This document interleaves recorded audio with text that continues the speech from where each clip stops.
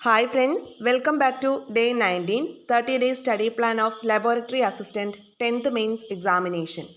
നാളെയാണ് നമ്മുടെ ഡേ 19. നാളെ എന്തൊക്കെ കാര്യങ്ങളാണ് പഠിക്കേണ്ടതെന്ന് നോക്കാം. മാത്സിൽ ബോർഡ് മാസ് ആണ്.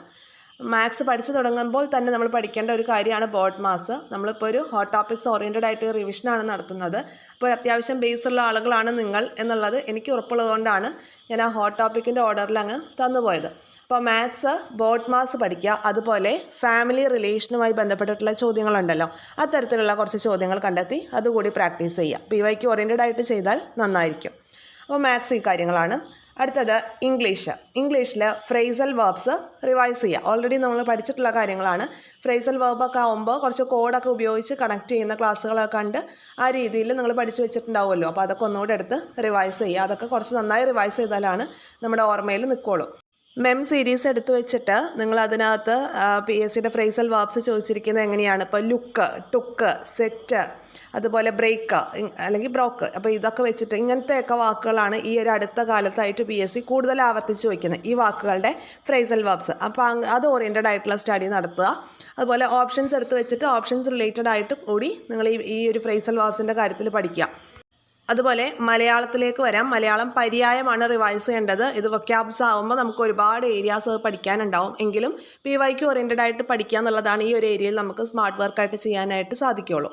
അപ്പോൾ ഇംഗ്ലീഷും മലയാളം ഈ കാര്യങ്ങളാണ് ചെയ്യേണ്ടത്. ഇനി അടുത്തത് കറണ്ട് അഫയേഴ്സിൻ്റെ ഏരിയയിലേക്ക് വരാം. ഒക്ടോബർ 2024 കറണ്ട് അഫയേഴ്സ് നിങ്ങൾ പഠിക്കുക. അതോടൊപ്പം ഏപ്രിൽ 2025 റിവൈസ് ചെയ്യുക. ഓക്കെ, ഒക്ടോബർ 2024 പഠിച്ചെടുക്കുക, കൂട്ടത്തിൽ ഏപ്രിൽ 2025 റിവൈസ് ചെയ്തെടുക്കുക. ഇനി നമുക്ക് ഹോട്ട് SCERT ലെസൺസിലേക്ക് വരാം. SCERT ചാപ്റ്റേഴ്സ് നമുക്ക് പഠിക്കേണ്ടത് ഫിസിക്സിലെ ചാപ്റ്റേഴ്സാണ് ഇന്ന് ഇൻക്ലൂഡ് ചെയ്തിട്ടുള്ളത്. 9th സ്റ്റാൻഡേർഡിലെ ചാപ്റ്റർ 2 ചലന സമവാക്യങ്ങൾ, 9th സ്റ്റാൻഡേർഡ് ചാപ്റ്റർ 2 ചലന സമവാക്യങ്ങൾ എന്നത് പഴയ SCERT ടെക്സ്റ്റ് ബുക്കാണ് കേട്ടോ. ഇനി 8th സ്റ്റാൻഡേർഡിലെ 9th ലെസൺ ചലനം, 8th സ്റ്റാൻഡേർഡിലെ 9th ലെസൺ ചലനം, ഈ 2 ലെസൺസാണ് പഠിക്കേണ്ടത്. അപ്പോൾ ഇനി ഫിസിക്സിൻ്റെ ഹോട്ട് ടോപ്പിക്സിലേക്ക് നമുക്ക് വരാം. അവിടെ നിങ്ങൾ പഠിക്കേണ്ടത് ചലനം, ചലന നിയമങ്ങൾ, അതുപോലെ വിവിധ തരം ചലനങ്ങളുമായി ബന്ധപ്പെട്ടിട്ടുള്ള കാര്യങ്ങൾ.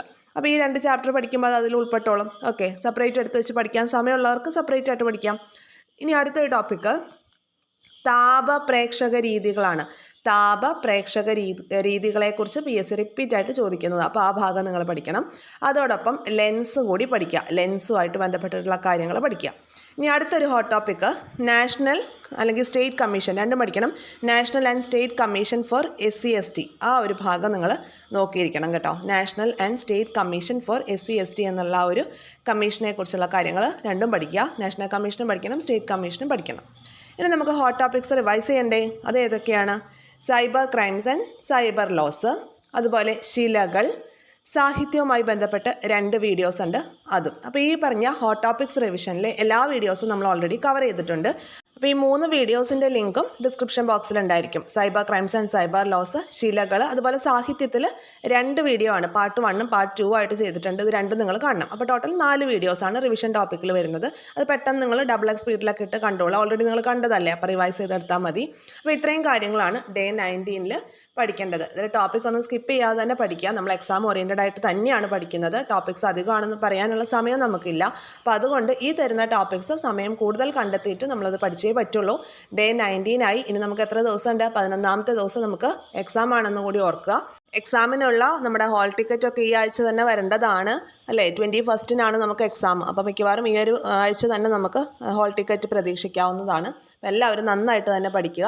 ഇതുപോലെ യൂസ്ഫുൾ ആയിട്ടുള്ള വീഡിയോസ് തുടർന്ന് ലഭിക്കാനായിട്ട് ചാനൽ സബ്സ്ക്രൈബ് ചെയ്ത് കാണാത്തവർ സബ്സ്ക്രൈബ് ചെയ്യാനായിട്ട് ശ്രമിക്കണേ. അതുപോലെ ഷെയർ ചെയ്ത് നിങ്ങളുടെ ഫ്രണ്ട്സിലേക്ക് കൂടി എത്തിക്കുക. നിങ്ങളുടെ അഭിപ്രായങ്ങളും കമൻസും ലൈക്സും എല്ലാം പ്രതീക്ഷിക്കുന്നു. Thank you all. Have A nice day.